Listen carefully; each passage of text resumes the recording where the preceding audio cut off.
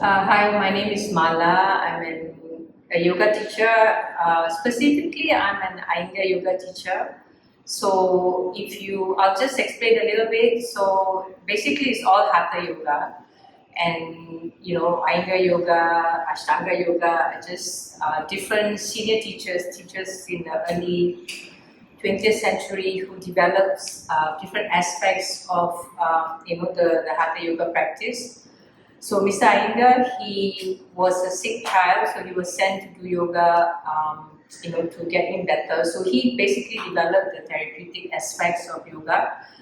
So specifically, Iyengar yoga, we work a lot with alignment and we work a lot with breath and really staying in the asana so that the prana or the energy can move.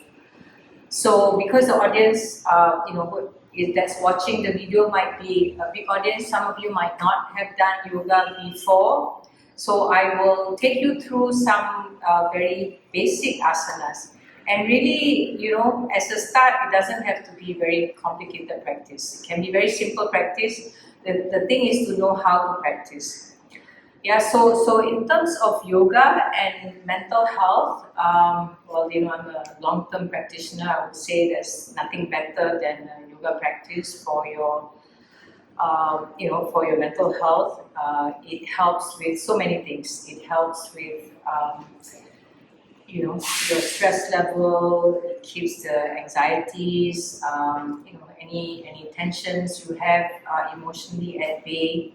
How does it do it? It does it by keeping the mind quiet. It's a practice that kind of allows you to center in on your feelings. We work with a lot of feelings. We don't work with the brain to start with, so that in itself is good because a lot of the time mental health is to do with the head spinning. So yoga is a practice that, basically one of the things that my teacher always said to us when I was training, and now I say it to my students: chop your head off and leave it at the door. Because in yoga practice, you don't need the mind, you don't need to be, you don't need the mind, you don't need the brain to be clever. You just need a lot of heart. What do I mean by that?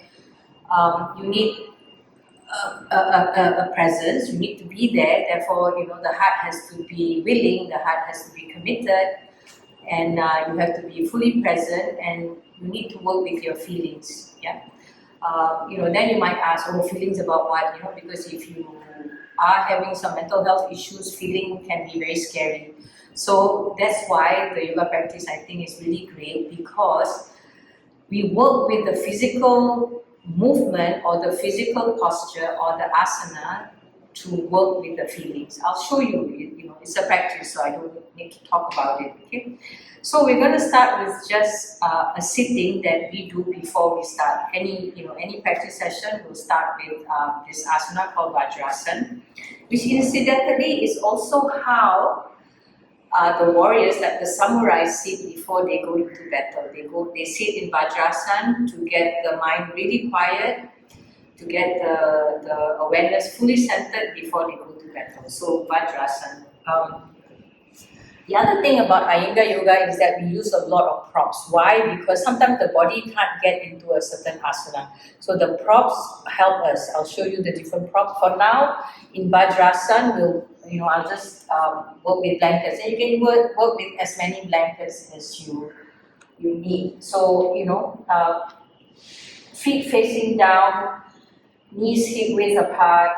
So then I put the blanket on my heel bone and I sit. So then if you have one blanket and it's not enough, you just take more blankets. The idea is that the spine can rest. See, the spine, it's important for the spine to be at rest because the energy center is the base of the spine. So if the spine is not at rest, if the spine, like working to carry your body, the spine is being asked to do a lot of strength work. And where does that drive comes from? The brain. So remember what I said, we don't use the brain, we use a lot of feeling. So to get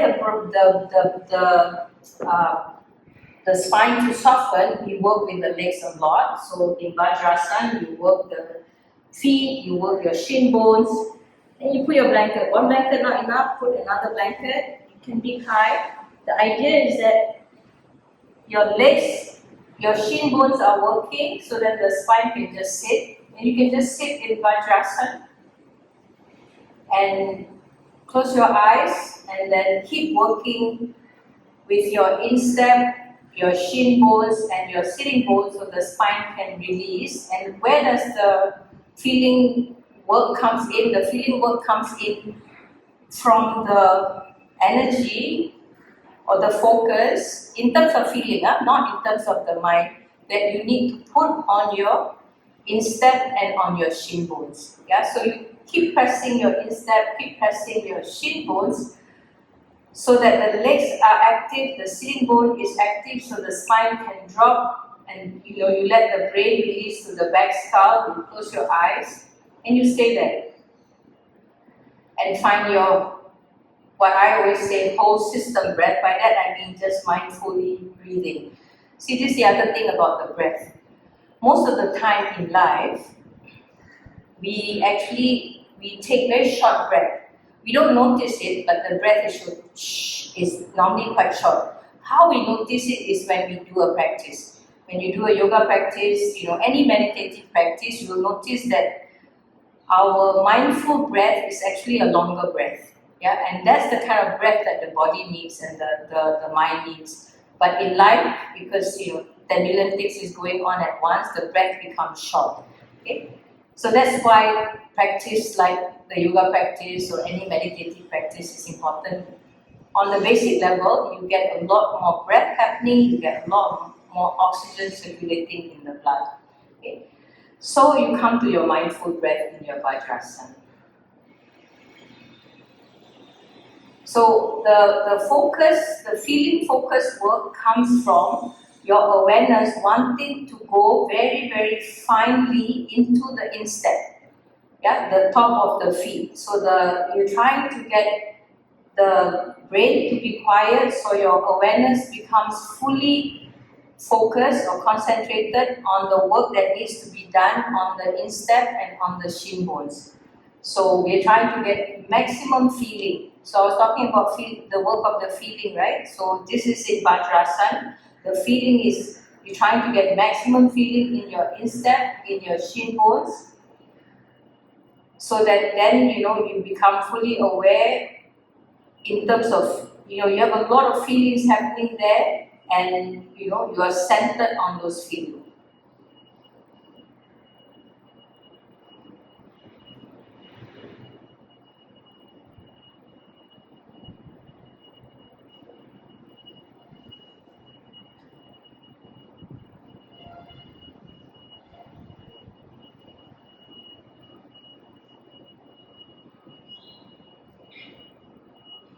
So that's Vajrasana. You can close your eyes, you can open your eyes, it doesn't really matter. As long as in terms of awareness, your mind is focused on the feeling of the instep and the shin bones. Yeah? So that's one asana.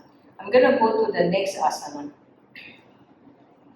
Like I said, I'm going to keep it to the very simple asana so that everyone that's watching the video can do this along with me. Okay. So the second one that I'm going to do is a lying down asana. It's called Supta Virasana. So you're lying down, right? So it's not so hard. Okay. So what would be helpful are two bolsters. You don't have bolsters, you can use blankets, whatever, This is a leg extension. Is working with the legs and the base of the spine.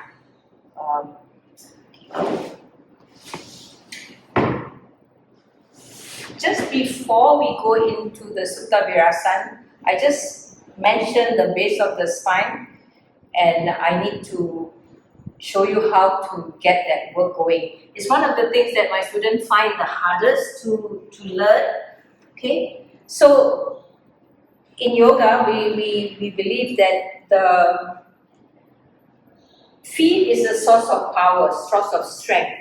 And the source of energy is at the base of the spine. So you need to be able to kind of open up the base of the spine, so lots of energy comes into the body.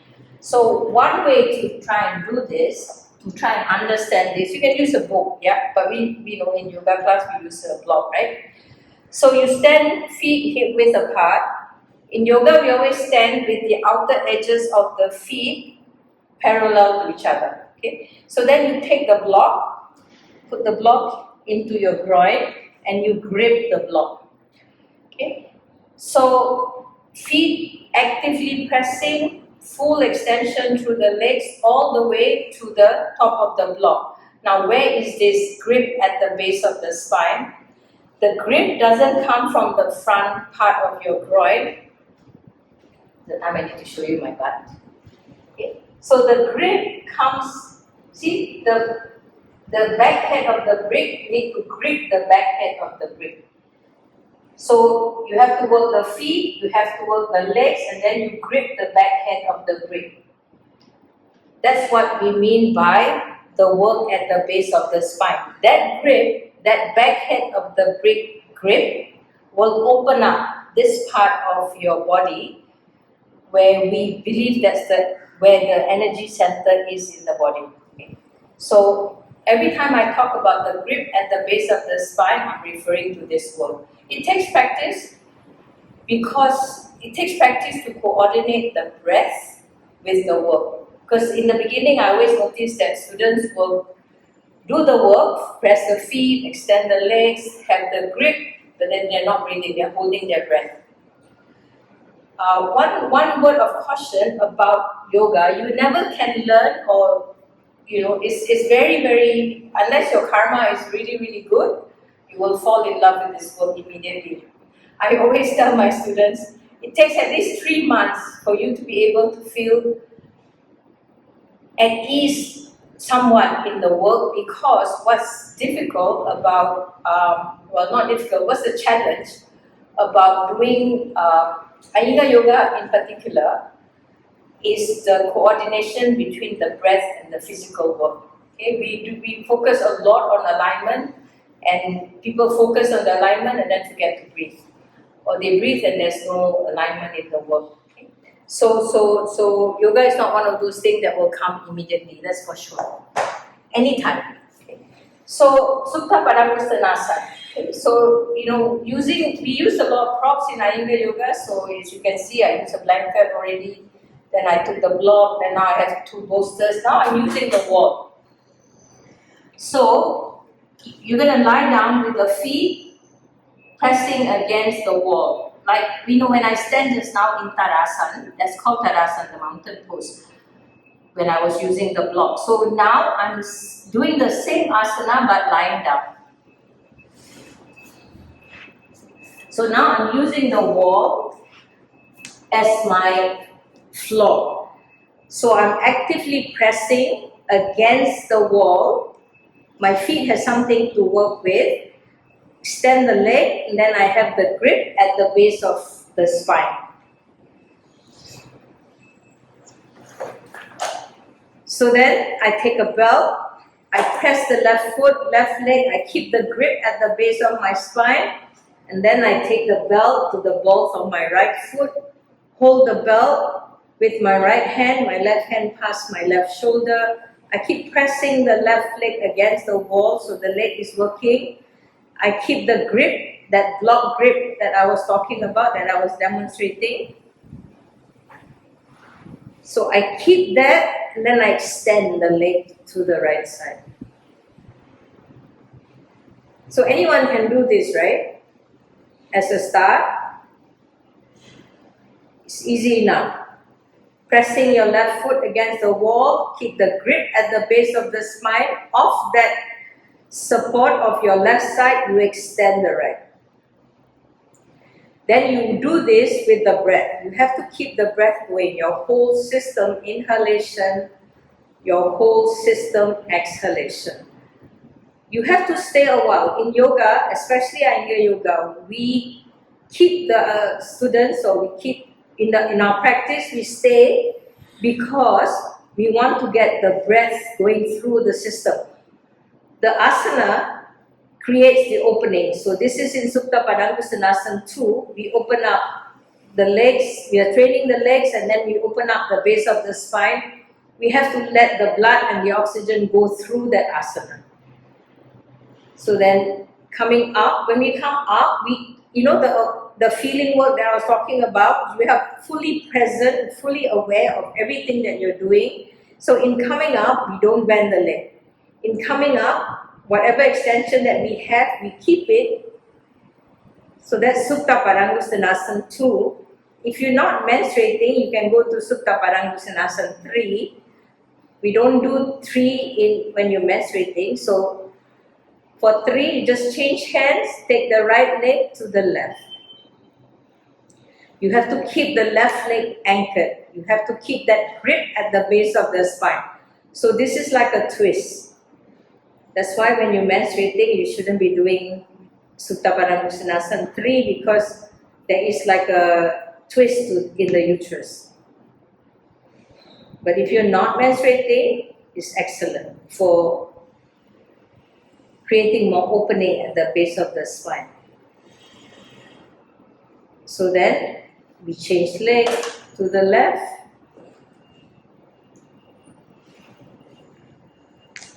So again, now the right side is the anchor, you still keep that grip, you extend the left leg to the left. The bolster is there so that you don't have to worry about balancing the legs in the air, so that you can support the legs on the bolster so that you can get more extension. You can keep pressing your foot that's against the wall to get that leg working. You can keep trying to get more grip at the base of the spine, and off that grip, that extension in your legs. So again, that's Supta Padangushanasana 2 on your left side. Coming up, the mind is completely aware, so there's no bending of the legs. Even when you change hands, the leg stays as it is. And the only way you can do this is because the mind is completely working with the leg. And Supta Padangushanasana 2 on your left side.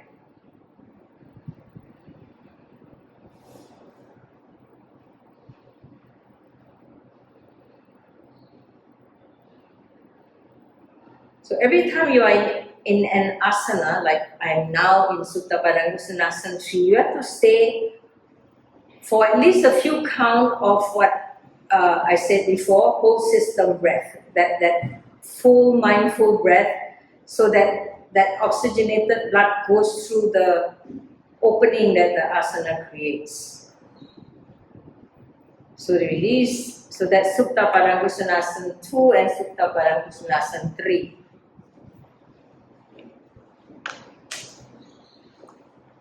So Ayana Yoga has been described sometimes as a bit constipated because, we focus a lot on alignment and we stay a while in the asana. It's really because we really need to get the breath into the opening that the asanas create. Every asana creates opening in different parts of the body. So then, having created that opening through the hard work of your asana, you want to stay for a while. So now I'm going to show you one standing asana called Trikonasana, which is another very important asana. The other thing about yoga practice, we spend, like when I teach a beginner's class, I spend 70% of that beginner's class, at least for about a year, in standing asana. When you see yoga practitioners on the Instagram, especially these days, the social media days, you find people doing, all kinds of sexy asana, right? Hand balances, back bends and all that.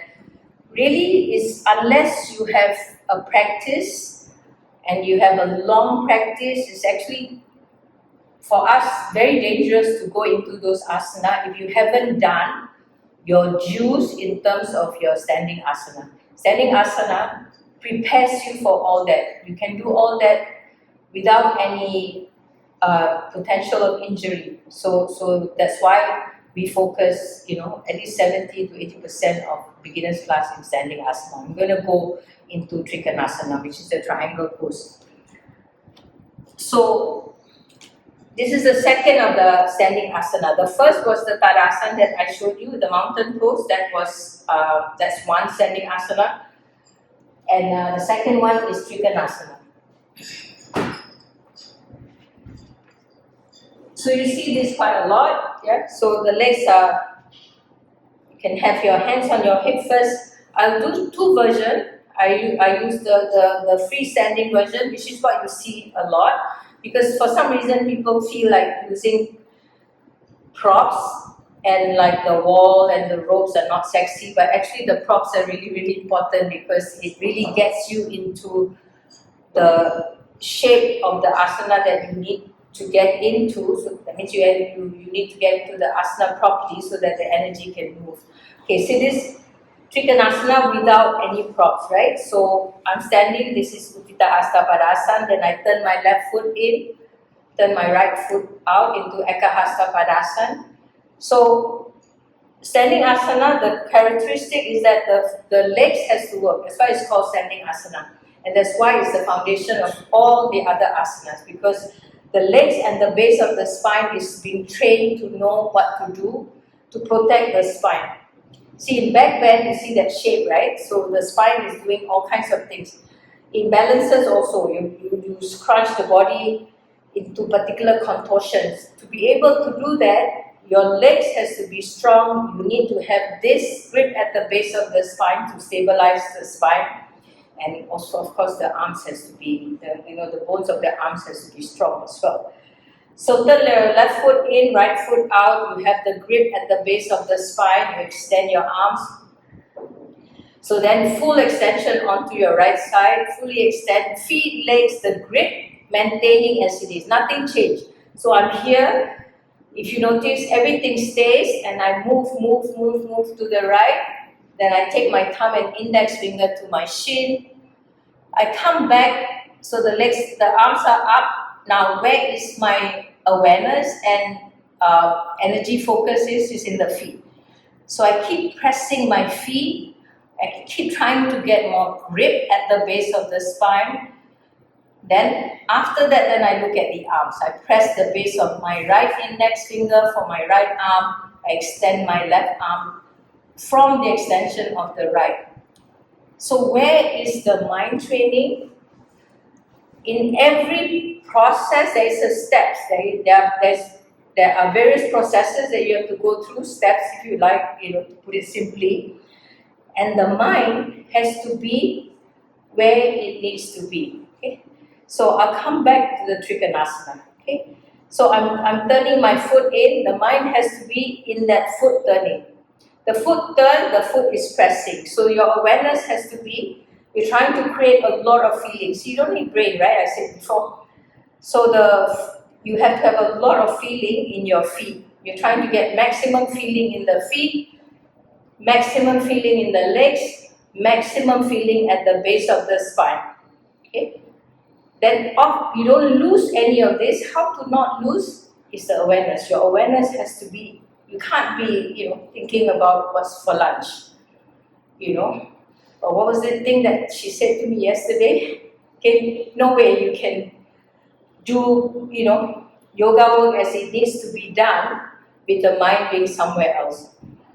So feet, legs, the grip at the base of the spine, full extension to your right side again, thumb and index finger to your shin, mind has to come to the feet, mind has to come to the legs, mind has to come to the base of the spine, drive that, mind has to come to the right index finger for the extension of the arms.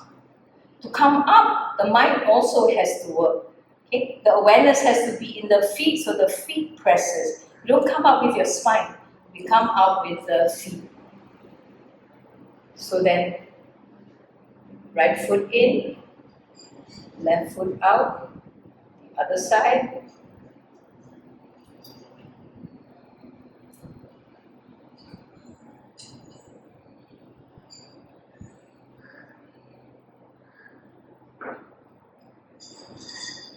Come to your full breath. Before you come up, inhaling up you come.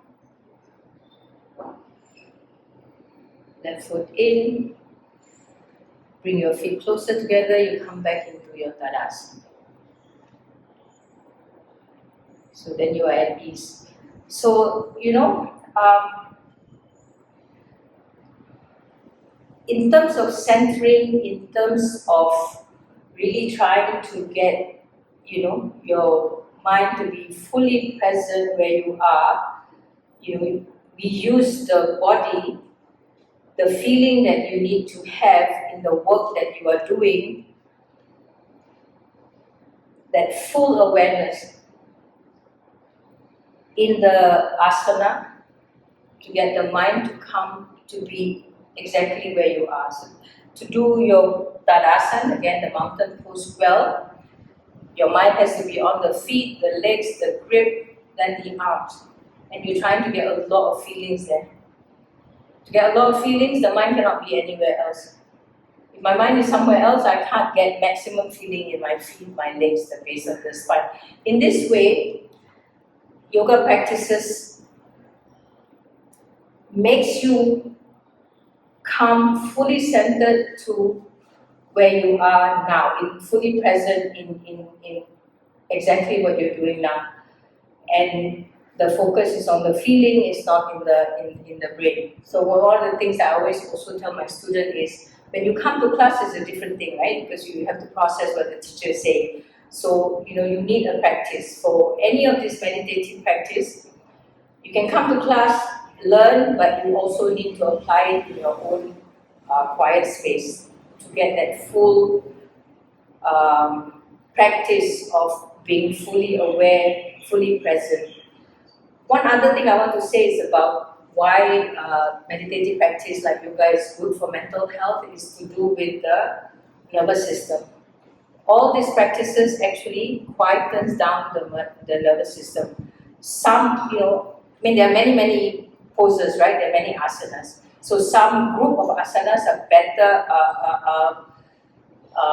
better is not the right word, work fully with the nervous system, others a little bit less so. Yeah.